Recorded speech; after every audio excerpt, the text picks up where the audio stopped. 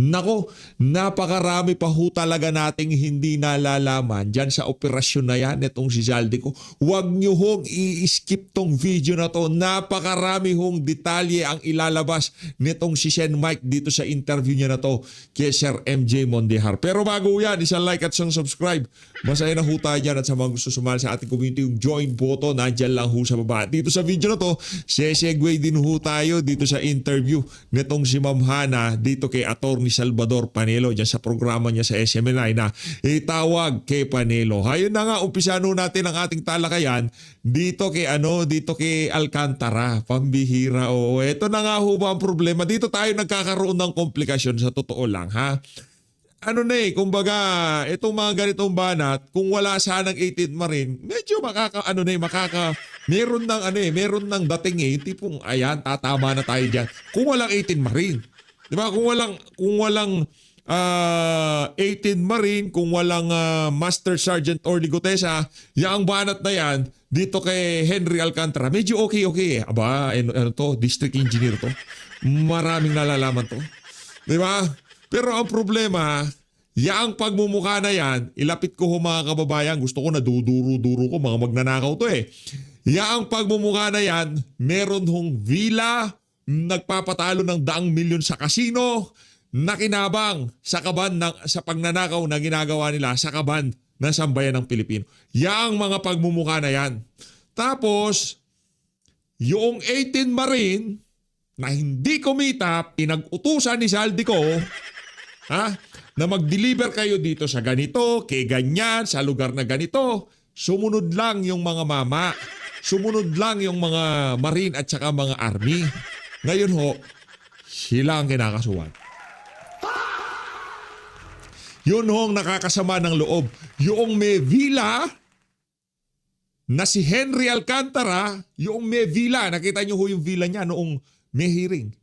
Yung villa niya, merong billiard table, merong stage para sa mga magpe-perform na live band, sandamukal na masasarap na alak sa kanilang bar, nagpakasasa, nagpatalo ng daang milyones sa kasino. At ngayon, siya ang magte-testify laban kay Zaldico. Diyan tayo nagkakaproblema. Di ba? Diyan tayo nagkakaproblema. Henry Alcantara to testify versus Zaldico. Ang labo ho niyan mga kababayan. Paano ka magte-testify? Paano? Anong sasabihin mo? Kasalanan lahat ni Zaldico. O pues, pakinggan natin yung mga ang tawag dito, mga bodyguard niya. Yung mga Marines na kinuha niya para mag-deliver ng pera. Kasalanan pala, magti-testify laban kay Zaldico eh. Hindi ganyan. Hindi ko parehas yan para sa DOJ. Hindi ko pa binabasa yung caption sa taas. Medyo nag-iinit na ho yung...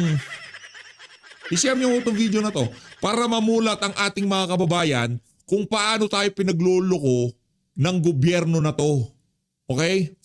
Ganyan ho nila tayo pinagloloko. Yang mama na nagpatalo ng 100 milyon sa kasino para malinis yung mga ninanak. Money laundering yun eh. Linilinis nila yung pera. Magpapatalo sila ng ganito, lalabas sila, ipapakita na panalunan o kung ano pa man sa kasino.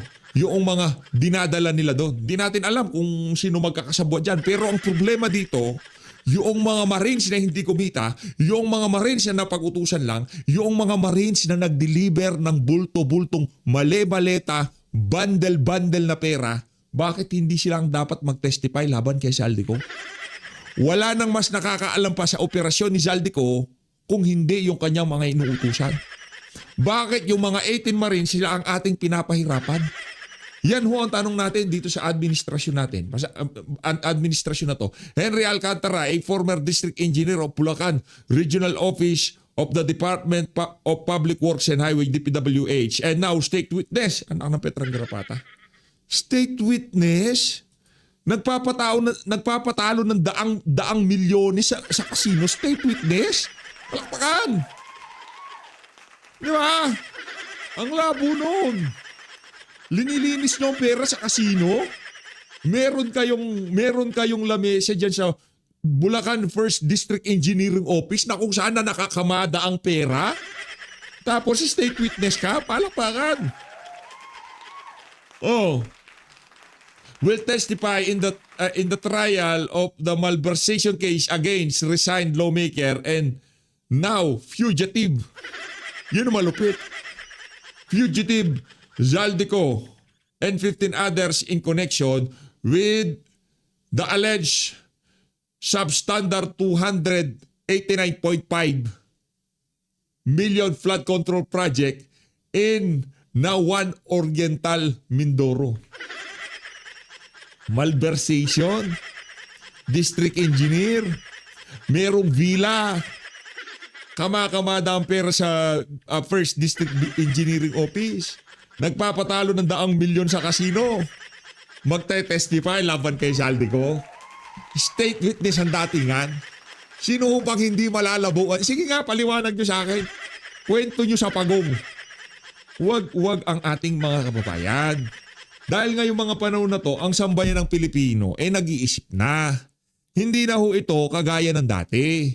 Na kung dati mainstream media at madaling manipulahin ng naratibo, pues ngayong panahon na to nagkakamali ho kayo. Para sa lahat ng nagnanasa na lukuhin ang sambayan ng Pilipino dito sa isa na to, huwag na kayong umasa. Magmumukha lahat kayong tanga. Eto, punta ho tayo dito kay dito kay Sen Mike. Ito, hindi daw tatakbo to Hindi daw siya tatakbo Sige, tingnan natin. Sen Mike, wala kang magagawa. Pagka sinabi ng sambayan ng Pilipino, tumakbo ka. Pagka hindi ka tumakbo, anak na to magkakaproblema tayo. Ang bira. Ayaw niya, wala tayong magagawa. Atin dito, gusto natin. Pero kung ayaw niya, ano ba talaga, di ba? O, punta na tayo dito sa interview niya kay Sir MJ Mondihar. Yan. SMNI. Palakpakan ho muna natin SMNI. Siyempre, SMNI. Diba, isa sa pinaka-pinagkakatiwalaang network ngayong mga panahon na to. At yung mga mainstream media, enjoy nyo na yan. Para sa GMA, News 5. Pagka presidente na si BP Sara, itsipwera na naman kayo sa mundo ng social media. Sigurado mamamayagpag na naman ho ang SMNI dyan. 10,000%. Nadamay na po ang pangalan ni former President Gloria Macapagal Arroyo sa issue po ngayon sa paghanap natin ng hustisya sa korupsyon. Kayo po ay dating cabinet ng GMA administration. Anong masasabi mo, sir? Well, una sa lahat, alam mo si Secretary Ronald Llamas, kaibigan ko yan. And alam ko na alam niya na napakasama ng korupsyon na nangyari. At alam ko rin na ang ginagawa niya ay ilihis yung sitwasyon o yung issue sa parang usaping politika. Pero hindi yun ang problema Ang problema natin ay yung korupsyon na nangyayari sa ating bansa. Ang problema natin yung malawakang at sistematikong pagnanakaw sa ating pondo. Kaya huwag tayo maglilihis. Maraming sinasabi yung tatakbo sa Quezon City. Ngayon naman si Gloria Macapagal Arroyo. May tatakbo daw sa 2028 na Senado. Hindi po yan. Malayo pa ang eleksyon. Correct. Baka mamaya wala ng bansang Pilipinas yan. Pagdating natin sa panahong yan. Kasi masyado nang nabankrupt ang ating bansa. Correct. Napakagulo na. Walang negosyong gumagalaw. Walang yung trabaho ay nawawala, tumataas ang presyo ng mga bilihin. Yan. Huwag po nating intindihin ang politika. Yan ang nga ba lagi natin paalala dito sa PH Update. Diba? Wala mo ng politika pero tumakbo ka sa 2020. PH wala ka na naman sa hulog. Yung walang politika tapos hindi, akin. Yun akin lang naman. Kailangan ko kasing makakita, hindi lang ako, mga kasama na dito, makakita ng senador na merong kalibre na kagaya nitong si Mike Defensor sa 2028. Kung walang magiging Vic Rodriguez, Mike Defensor, Jimmy Bondoc, Robin Padilla, di ba? Kung wala yung mga personalidad na yan, anak ng tokwa, ano pa? Ano pa ang magiging kasaysayan ng Senado kung wala yung mga nabanggit nating pangalan na yan? Si Sen Marcoleta, hindi natin alam, magpa-vice president yan o magiging Senate president. Doon lang naman ang takbo niya Doon sa dalawa na yun either or, maging Senate president o maging vice president. Yung president sa pangalan niya, nakakabit na yan. Hindi na mawawala. Pero yung senador, Mike Defensor, ano na yan? Si Pastor Kibuloy, mga mahuhusay, may napatunayan. Sa mga diskumpiyado kay Pastor Kibuloy, Sa mga nagsasabi na anong gagawin ni Pastor? Pag nagpunta kayo diyan sa Davao, kung si dating Pangulong Rodrigo Duterte may Davao City, si Pastor Kibuloy, meron siyang KOJC, Exhibit A. Pagka ikaw, ika nga, wala kang pera, hindi ka membro, hindi mo kailangan maging membro. Gusto mong mag-aral? Jose Maria College. Libre ho lahat dyan. Ganyan kalupit. Meron, yung mga yung infrastruktura, nako. Hindi ko alam kung pwede ng kumbaga ikwento. Kayo ho sa pagdating ng panahon, kayo ho mamamangha, bibilib kung anong nagawa yan si Pastor Kibuloy diyan sa kanyang kongregasyon na KOGC. Makikita nyo ho. At ako talagang bumilib. Si PH Update, madalang lang bumilib yan. Kinabibiliban lang ni PH Update yung mga may prinsipyo at paninindigan. Kung wala kang prinsipyo, trapo ka, anak ng tawa. Wala kang po dito sa PH Update. Pero kung ikaw, wala Mike Defensor ka, ayaw mo maging senador, tapos gusto ni PH Update mag-senador ka, meron ka problema. Ang tanong PH, kaya mo hindi, kakampanya ko. Mas maigi na lumaban kaysa hindi natin subukan, di ba, Sen? Ang tindihin natin sa ngayon ay yung ating bansa. At ang liderato ni Bongbong Marcos na patuloy nakaupo bilang Pangulo ay hindi makakabuti sa ngayon sa bansang Pilipinas at sa darating na panahon. Yes, sir, parang timing din yung pagkaugnay sa pangalan ni former President GMA na magtungo naman si former President Gloria sa Davao with VP Sara. Iyan. Parang, anong tingin mo dun, sir? Wala dahil normal naman yan. Dati pa naman malapit si Vice President Inday Sara kay President Gloria Macapagal Arroyo. Dati pa naman magkaibigan yan. In the same manner na magkakaibigan silang lahat. Kasama si BBM, kasama si VP Inday at si Speaker Gloria Macapagal Arroyo, maging si Speaker Martin Romualdez. So, wag nilang masyadong bigyan ng pakahulugan yung ganon. Kasi, again, ang binabanggit ko rito, yung usapin ng destabilization, di ba? Ngayon, pinag-usapan ngayon yan with the 18 Marines. Huwag nilang ilihis yung issue. Ang issue dito, may corruption tayo nakita. Nakita na yung mga problema sa ghost projects. Hanggang ngayon, sinasabi na si Saldico, ang mastermind, at maraming dinideliver na pera according to Sergeant Gotesa at according to the 18 Marines. Yan ang issue na kailangan nating sagutin. Yung kay maraming litrato rin naman si Speaker GMA with President Bongbong Marcos. Ang ibig sabihin ba nun, kakampi niya na o tinotolerate niya yung nangyayaring sitwasyon sa ngayon o yung korupsyon dito sa ating bansa? Hindi naman din ibig sabihin niya yun. Siya ay kinatawan ng kanyang distrito. Pag siya'y nakipag-usap kay Speaker Bogie D, nakipag-usap kay VP Inday Sara, walang ibig sabihin lahat yan. Kasama yung parte bilang trabaho niya, bilang kinatawan ng kanyang distrito. Pero sir, ano po itong sinabi ni Ombudsman Boying Rimulya na yung maleta scheme daw ay nangyari nung panahon ni former President Digong, Lord Alan Velasco po ang speaker. Sa pagkakatanda po natin, congressman siya nun nung mga panahon na yun, sir. Ako, una sa lahat, ang maganda doon ay ang pag-amin na totoo yun. Kasi ang ayokong mangyari, sabihin lang, hindi totoo yan, walang talagang ganyan nangyari, invento yan ng mga Marines, walang batayan yan. Yeah. So ngayon, sinasabi, totoo. As to the timeline, kung kay Speaker Lord Velasco, tingnan natin, importante, imbestigahan yung substance o yung kabuuang sinasabi ng mga Marino. Hindi lang naman isang delivery yun eh. Ang daming mga binanggit na pangalan. Yan. Ang daming mga nakita. May mga senador, may mga congressman. So, imbestigahan natin lahat at tingnan natin kung ano ang punot dulo ng korupsyon dito sa ating bansa. Pero sir, sabi ng netizens, Duterte na naman. Oh. Parang inuugnay lahat sa Duterte. Ay, mabuti nga, hindi si Auntie Claire ang nagsabi eh. Kasi nasaan ko, si Auntie Claire na naman ang magsasalita. Pero, sa akin, kung ano man yung sinasabi lang politika na naman dyan, kasi pinipilit lang politika lahat ng issue. Ang issue dito talaga may naging nakawan eh. Diba? Ang issue dito talaga may korupsyon. Right. Ang maganda, sinabi, meron talaga nangyari. Yan. May delivery, may Hindi ko sinasabi may corruption pala ha.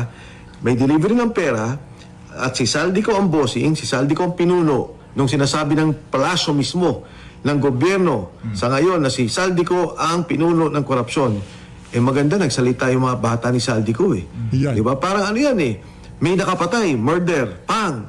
Sabi nila, yan ang murder, ito nakapatay. Eh lahat ng kasama sinasabi, ito ho nangyari. Ayaw naman lang paniwalaan. Ayaw na sabing totoo. Tsaka, at least sir, yung issue ngayon, pag-uusapan po ng kahit sa barbershop, di ba? Oo. Ng Pilipinas. Oo. Ng masang Pilipino. Interesado po sa issue na ito, Kong Mike. Correct. Yes, alam mo, sa mga Pilipino, hindi na ito usapin ng korupsyon lamang. Sa panahon natin ngayon, may gera sa gitnang silangan. Sa Middle East, di ba? May gera. Isipin mo kung yung pondong yan, o yung hawak nating pondo sa ngayon, wag na yung nanakaw, ay magamit nating tama. Ayusin yung evacuation, repatriation ng ating mga kababayan. Alam natin sa ngayon, tataas ang presyo ng bilihin. Gamitin ang pondong to, gamitin ang pondo ng gobyerno para ayusin ang pagtaas ng presyo ng mga produkto. Tataas ang presyo ng gas. Gamitin ang pondong to sa paggamit para ayusin ang presyo ng gas. Alam mo, kaya kong buksan ang budget sa ngayon. At kaya kong sabihin, itong mga budget na to, pwede nating i-realign para lamang makita natin yung naging problema o magiging problema na kailangan nating ayusin. Dahil ito, hindi na to simpleng sitwasyon para tayong bumalik sa COVID. Oh, may problema tayo. So lahat ng pondo i-realign natin para masagot at para ibsan yung magiging paghihirap ng Pilipino dulot ng gera nakikita natin sa Middle East. Sir, huli na lang, anong panawagan po ninyo sa mga kinaukulang ahensya ng gobyerno na ang tao po ngayon ay talagang naniningil ng accountability sa issue at ang panawagan po nila ay dalhin sa Senado o sa public discourse itong mga isisiwalat na impormasyon sinasabi ng 18 na former na mga sundalo? Totoo yan. Yung mga nagsalita na yung mga sundalo, maging ang banateros, malinaw yung kanilang interview. Makikita mo naman yung pananalita eh. Walang kagutol-gutol, walang script, simple ang balitaktakan, may tanong, may sagot sila, pagpapaliwanag. Kaya nakikita ng taong bayan, totoo sinasabi nito. Correct. Nakikita ng taong bayan na ang mga taong to mga sundalong nagtrabaho lamang. Hindi to kumita sa korupsyon, hindi kontraktor, hindi DPWH, hindi congressman, hindi senador. Ngayon, nakita rin ng taong bayan, nagsalita si Saldico. Sabi ni Saldico, totoo yan eh. May ganitong pagnanakaw na nangyari. Nagsalita si Senator Ping sa kanyang sariling privilege speech. Ang sabi niya, si Trigib Olay-Barian at si Adrian Bersamin na galing sa utos ni E.S. Lucas Bersamin at ni Secretary Amina Pangandaman. Paano matatapos tong issue to? Hindi to maliit na pera, hindi to maliit na pondo. Natanggal ang pondo ng PhilHealth, kinuha yung pondo ng PDIC. Ang dami nating nakikitang pondo sa ngayon. Naririnig nila, 2 bilyon ang pondo ng bawat distrito. Ngayon, ang mga bishops nagsalita na rin. Di ba? Sila Bishop Gaa, Bishop Bagaforo, Alminasa, kung sino, yung mga pare, nagsalita. Ano sinasabi nila? Kasama mga Muslim, kapatid natin na Muslim, yung mga imam, kasama yung mga evangelical churches. Kasi si Bishop Tendero, pinirmahan niya na nag-witness siya na totoong pinirmahan ng mga sundalo.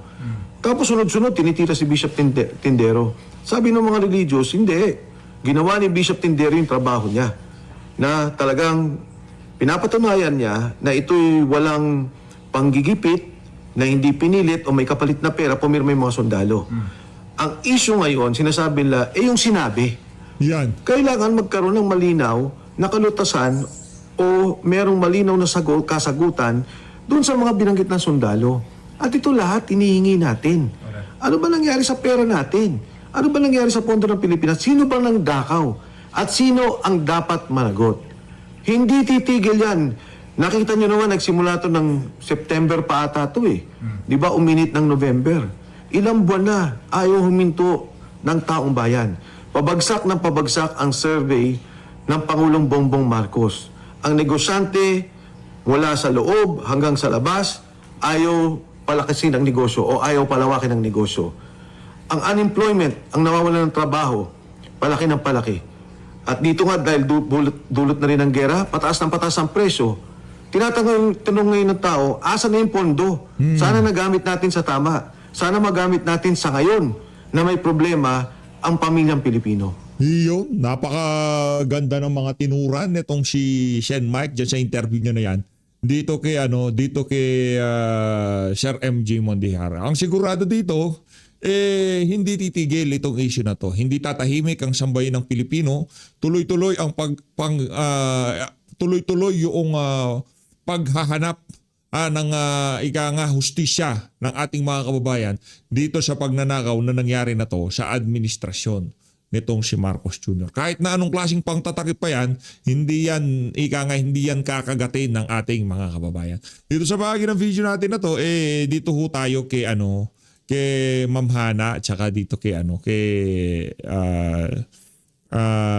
Attorney Salvador Panelo. Good. Magandang araw din sa lahat ng mga babae natin sa lahat ng panig ng mundo. Ngayong araw ng Huwebes, kalabing siyam ng buwan ng Marso, taong Bilis ng panahon, grabe. 2026. March na kaagad. Ayan Bilis. March pa lang pero nag-iinit na. Hindi pa tayo fully summer kasi medyo may malamig pa sa gabi, Attorney Sala, kapag gumagana pa yung hangin ng amihan. Pero yung usapin natin ngayon sa ating bansa, laging umiinit. Lalo na kapag ikaw yung tinatanong sa issue, Attorney Sal.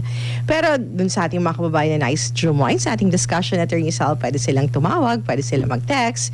You can call us at 0917-657-1026. You can also call us at 0935-640-7538. Pero dun sa mga kababayan natin na nasa abroad, you can send your message via our social media accounts po. Leave your questions there at itatanong po natin kay Attorney Sal. Or dito sa ating mga live naman po, doon sa ating mga chat box dyan, iwan nyo po ang ating, ang inyong mga katanungan. Attorney Sal, nakaunahin na natin yung state of emergency. Naitanong kasi kay Pangulong Bongbong Marcos, kung kailangan na bang ideklara ang state of emergency dahil kaliwat kanan na yung pagtaas ng presyo, Pero hindi naman iniaalis ng palasyo yung posibilidad na maaaring magdeklara ng state of emergency si Pangulong Bongbong Marcos sa kita na walang patid na pagtaas ng presyo ng mga bilihin na pinalalala ng sigalot sa Middle East. Ano ang posibleng hakbang ng pamahalaan? Narito ang aking balita. Alright, Attorney Sal, is the government in control on top of the situation? Kontrolado na pala Ba't mo pa ina-announce na pa pwede mag-declare ng state of emergency? Ano ba klaseng mga declarations, Mario Joseph naman? Talagang you're not using your common sense. Aling Clara, I'm sorry to say.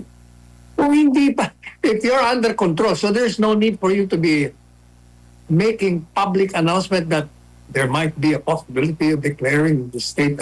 Sus, Mario. Kung meron talagang basis, constitutional basis, magdeklara, walang problema yan. Basta palaging nasa tama. Okay yan sa tao. Sa makakatulong sa taong bayan. Hindi yung magdideklara ka para manatili ka sa Panginoon. Attorney Sal, kasi nga, yung mga kababayan natin umaaray, Hindi lang naman yung mga may hirap, Attorney Sal, kahit yung mga may kaya, kahit na yung nasa, lalo na yung mga middle class, Attorney Sal, ang problema sa kanila, yung hindi na nila magawa, yung mga sobra nila, o kung nagkakaroon sila ng surplus noon, wala na silang surplus ngayon. Yung mahihirap, lalo naghihirap. Correct. Sabi ni Professor Monsod, Attorney Sal, she's suggesting, Attorney Sal, why not tax yung top 50 na mayayaman dito sa Pilipinas, Attorney Sal, para makatulong sa sitwasyon natin ngayon. Taxing the rich, Attorney Sal, the very, very rich. Are you in favor na tumulong sila, Attorney, sa sitwasyon natin ngayon? Yung mga mayayaman, kilala natin ang marami sa kanila. Tumutulong yan ang hindi mo papakiusapan o mamanduan. Ang gobyerno, maraming pera. Pinagnanakaw na nga So you don't need money. You have plenty of resources. You have money. Sana makapasok yung isang OFWs na nirepatriate ang sarili niyang pamilya dahil walang tulong na nakakuha sa gobyerno. Meron tayo nakaschedule kahapon pero sabi ngayon daw gustong magpa-interview tungkol doon. Yes, at ina-arrange po yan, Attorney Sal, na hopefully makasabay talaga, makapasok siya sa interview natin ngayong araw na ito. And speaking of hoarding, Attorney Sal, tiniyak naman ni Pangulong Bongbong Marcos na stable ang presyo ng mga bilihin ng yung sapat at na supply na meron tayo ngayon, pati na rin yung petrolyo. Naku, Attorney Sal, sapat nga ba yung petrolyo natin? Iginitin ng Pangulo na walang dahilan para mag-hoarding. Yan at ipang balita sa report ni Crezelyn Catarong. Pinangunahan ni Pangulong Ferdinand Marcos Jr. nitong Miyerkules, Marso 18 ang joint monitoring sa presyo at supply ng mga bilihin sa Agora Market sa San Juan City. kasama ng Pangulo sina DA Secretary Francisco Chu Laurel at DTI Secretary Cristina Roque upang suriin ang epekto ng tensyon sa gitna Rizal, stable naman daw yung supply, sapat naman daw. Pero kung stable supply natin, bakit nagtataasan yung presyo? Hindi maagapan na gawing dahan-dahan yung pagtaas sa Rizal. Kasi tama yung sinasabi niyang stable. Stable ang pagtaas ng presyo ng lahat ng bilihin. You know, sintido ko yan, common sense. Tumaas ang presyo ng gasolina at ng oil. A lot of things depend. Itong si Atty. Salvador Panel, natatawa ako sa kanya. Sa totoo. Kung makapagsalita siya, para naman si Marcos Jr., may sentido ko. Atty. Panelo, alam mo, ang sinasabihan ng common sense naman, yung mga merong common sense. Di ba? Yung mga merong sentido common. Kung wala sentido common yan, kahit ano pang sabi mo, common sense naman, wala. Wala siyang ganun eh. Ang meron siya, common high. Yung high lang ho niya, yung pagbabangag lang niya, yung batak lang talaga ang trip nitong si Marcos Jr. Pero common sense, wala ho siya yan. Mantakan nyo, nagtataasan ang presyo ng mga pangunahing bilihin, presyo ng pangunahing bilihin. Sasabihin mo, huwag kayo magpanik. Sapat ang supply. Pinaka-ano ho yan sa economics. Hindi naman tayo ekonomista dito, kaya ayoko yung na yan. Yung katagang economics na yan, alam ko tayo dyan. Yung natin dyan, grade natin nag-aaral tayo, pasang-awa lang dyan eh. Economics, nako. Ayaw. Basta natatandaan ko noon, pag marami supply, bababa ang presyo. Pag walang supply, pataas ang demand, tataas ang presyo. Ganun lang ho yun. Ngayon, nagtataasan ng presyo, may problema tayo sa supply. Anak ng toko, yung diesel, congratulations sa mga naka-diesel. Dito sa lugar namin, magwa 110?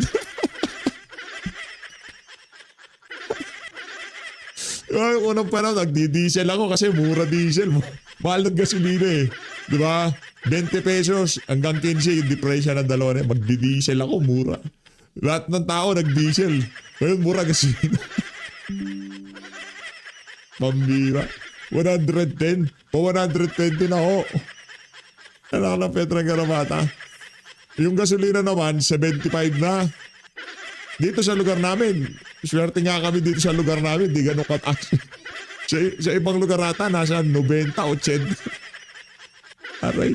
Oh. On this materials. Natural, pag pinataas mo yan, di tatamaan lahat. Kaya magiging stable ang pagtaas ng presyo. Ano ba yan? Attorney Basta, Sal, tila umaas ng impeachment court ang Kamara matapos sa bansagang mini trial ni House Committee on Justice Chairperson Jervil Luistro ang mga kasong impeachment laban kay Vice President Sara Duterte. May sagot naman dito ang kampo ng Vice Presidente. Narito report ni Jason Rubrico. Rubrico, SM9 News. Attorney Sal, anong masasabi mo doon sa mini trial? Mag-grandstanding lang naman ng mga congressman doon, Attorney Sal. Mini trial, Alam mo yung nagsabi niyan? Sino man ang nagsabi niyan? Sino man nagsabi niyan? Sino Yung yun? mini trial, Jinky. Attorney si Jinky. Si Jinky Bakulaw.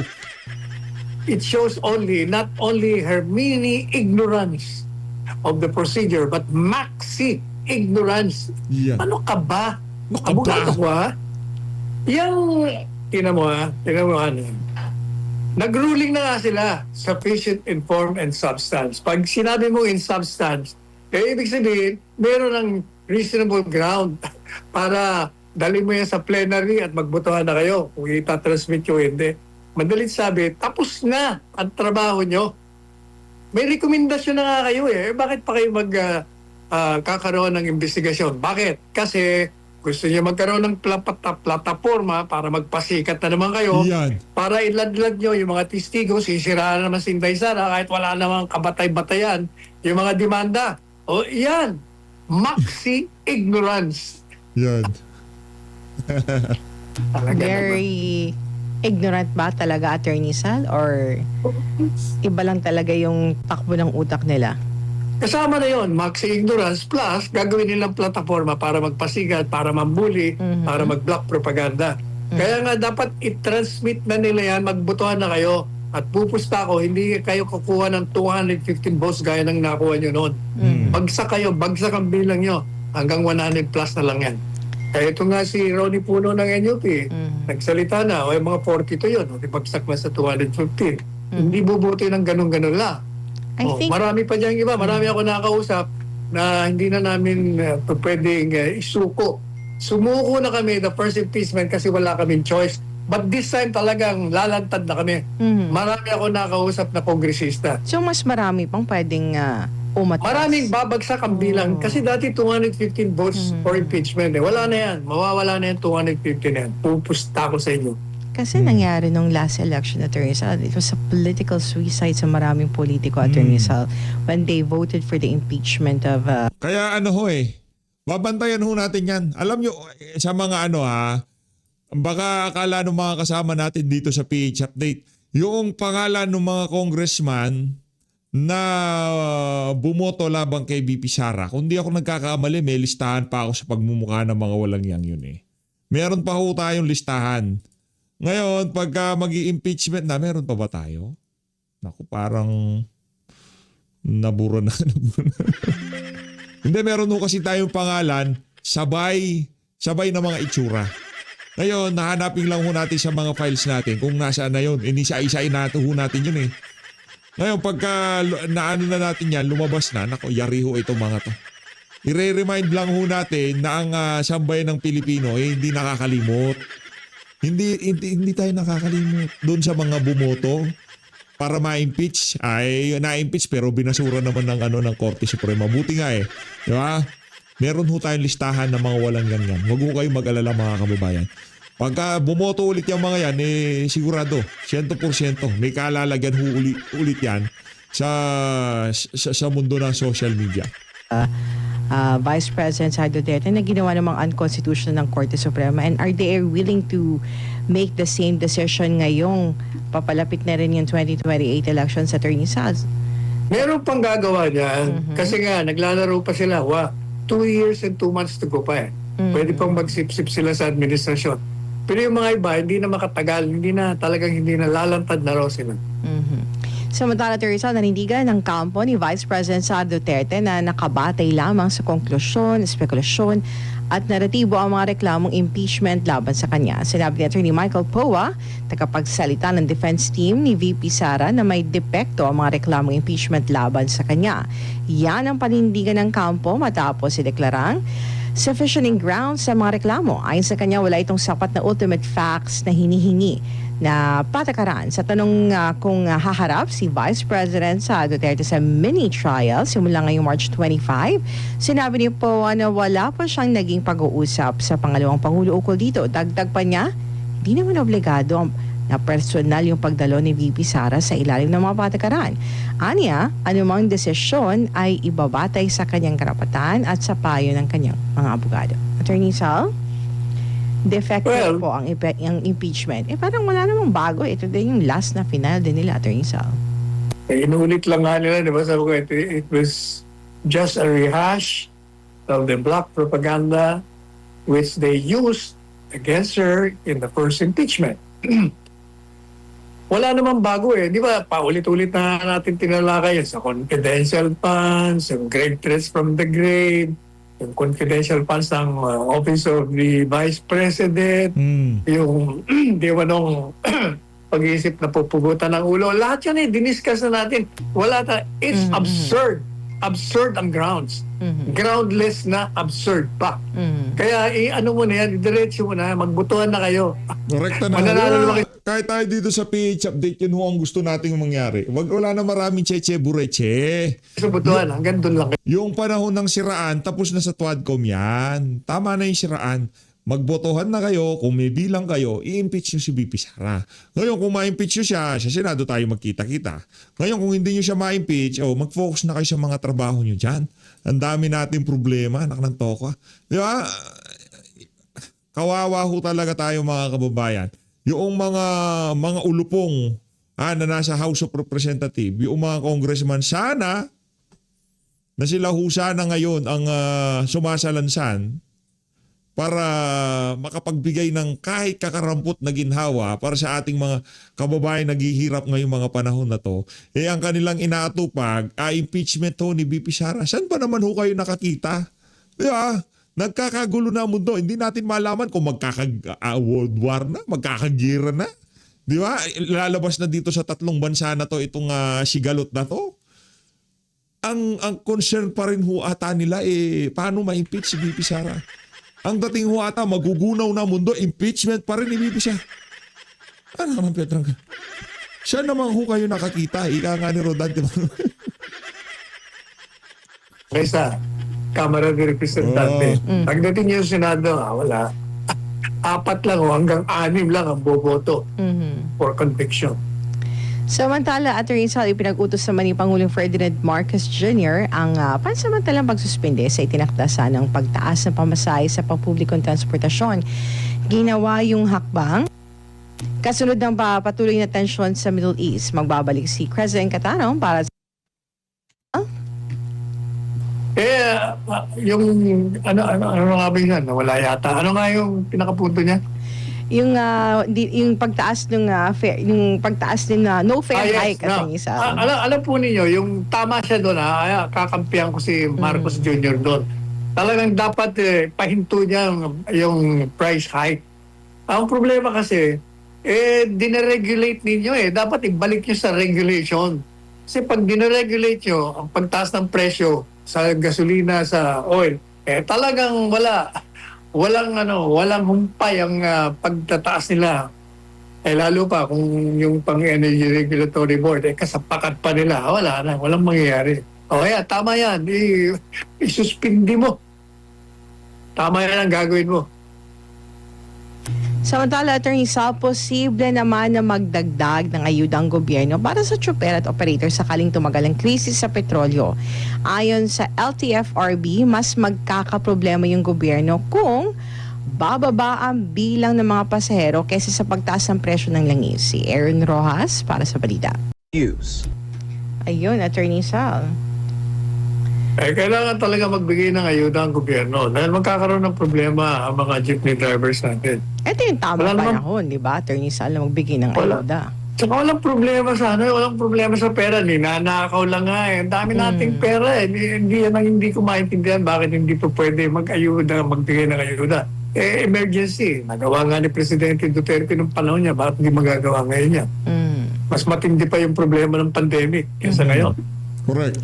Samantala, Rizal, nanindigan naman si Senator J.V. Ejercito na sa posibleng mabasurang reklamong inihain sa Senate Ethics Committee laban kay Senator Bato de la Rosa. Nag-ugat ang reklamo sa ilang buwang hindi pagpapakita ng de la Rosa sa Senado. Ang kompletong detalye ng report ni Sheena Torno. Torno, SMNI News. No work, no pay. Wala sa rules ng Senado, Attorney Sal. Nakikita naman ng taong bayan, Attorney Sal, na ginagawa ang lahat ng ito para mabawasan yung bilang ng mga senador na buboto against the impeachment of Vice President Sara Duterte. So habang hindi pa tapos sa Kamara, Attorney Sal, marami nang ginagawang aksyon dito sa Senate, Attorney Sal, para, laying down the ground, yung court doon, Attorney Sal, para maging favorable against the Vice President. Unang-una, yung ethics complaint kay Bato, walang basis yun. Anong batay nila? No work, no play, no pay. Absent daw, hindi nagpapakita. Very clear na no work, no pay. Ang tanong, nagtatrabaho ba opisina niya? Tuloy pa rin ba ang paggawa ng mga panukalang batas, ang pag-research ng mga tao niya? At tuloy pa rin ba? Kahit na wala si Baturon, pwede naman niya ilatag at i-file yung mga gusto niyang i-file. So hindi mag-a-apply yung no work, no pay, even assuming na meron sa Senado. Kasi meron work, kaya may pay. Samantala, Attorney Sal, pinag-utos naman ng COMELEC on Bank ang pagbasura sa investigasyon laban kay Senator Rodante Marcoleta kaugnay ng hindi umano pagdedeklara ng mga donors sa kanyang sose, habang absuelto ang senador sa 3 donor naman ng posibleng paharap sa kaso. Si Aaron Rojas. News. O, ayan yung mga operation attorney Sala. Meron kay Bato, meron kay Marcoleta. Nalalabuhan ako sa desisyon na yan. Bakit? Kasi ang legal issue tumanggap ka ng donasyon, hindi mo dineclare. Ang tanong ngayon, bawal ba yan? Ngayon, para malaman natin yan, hindi dapat dinidismiss kagad yan. Dapat, kasi kung ako dinidemanda nyo na ako tumanggap ng donasyon, i-demanda nyo ako para yung hukuman mapatunayan na yung aking tsorya ay tama. Kasi pag ganyan, bakit dinismiss ka ganyan? I-file mo and then let the court decide whether that is in violation of the law or not. Yan ang dapat na tamang prosedimento. Kasi unfair yan sa dinidemanda mo, unfair din yan sa kagaya niyan. Yung mga donor daw, kakasuhan. Tapos yung tumanggap, hindi. Kailangan malaman natin talaga, ano ba talaga yung batas na yan? Papasok ba yan o hindi? If you will dismiss it now, unfair sa lahat ng partido yan. Magkakaroon ng pagdududa na niluto ninyo. I-demanda nyo para malaman. Anyway, hindi naman non-bailable yan. Hindi masisira yung kalayaan yan. Mas maganda yung hukuman mismo ang magsabi, wala, hindi tama yung demanda nyo, dismiss yan.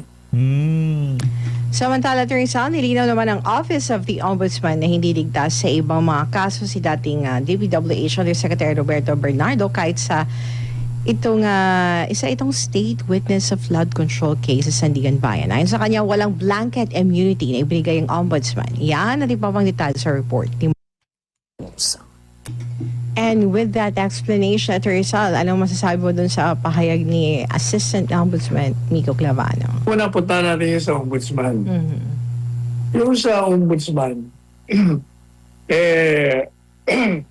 hindi ko maintindihan kung bakit hindi na nila, titingnan lang naman nila kung may probable cause o wala. Kung sa tingin nila doon sa joint affidavit ng 18, hindi ka panipaniwala.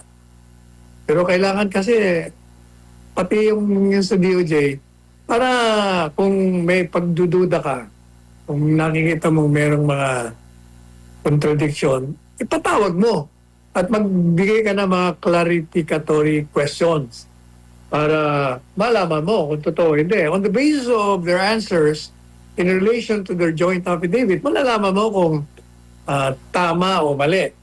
O, pag nalaman mo na walang probable cause, i-dismiss mo. Ngayon yung kay Bernardo naman, ito naman yung kay Bernardo. Sabi nila, pinag-aaralan mo lang, bibigyan lang immunity, full immunity. Bakit yung bibigyan ng immunity? Inaamin niya na nga ang kasalanan niya. So dapat managot na siya. Ano mang immunity pinagsasabi niyo? Nag-testify na siya. Inamin niya, tumanggi siya ng 130 million. O ano pa bang gusto niyo? O pangalawa, nasaan yung 130 million? Wala yata tayong nababalitaan. Sinuli na naman ba niya yung 130 million? Nagastos niya na ba lahat yun? Abay, kailangan ibalik yun sa kaban ng taong bayan. Okay? Parang palaging may kulang Parang may itinatago. May Ilabas itinatago. nyo. Parang taong bayan, hindi na nagdududa sa inyong lahat. Ayun, ngayon naman, Attorney Sal, tunghayin naman natin ang mga komentaryo ng ating mga kabayan. Sabi Hayaan na nga mga kababayan, dito nung natatapusin ang ating reaction video kaugnay dyan sa programa na yan. Pagka talaga ang sumasalansan dyan sa programa na yan na itawag kay Panelo, itong si Mama Ana, talagang planchadong-planchado. No? Magagal naman yung ibang mga nagiging kasama nitong si Atty. Salvador Panelo. Pero iba lang pagka itong si Mama Ana. So, ladies, maraming salamat po sa pag-support sa Page Update. Mag-ingat po kayo lahat. Mahal natin Pilipinas.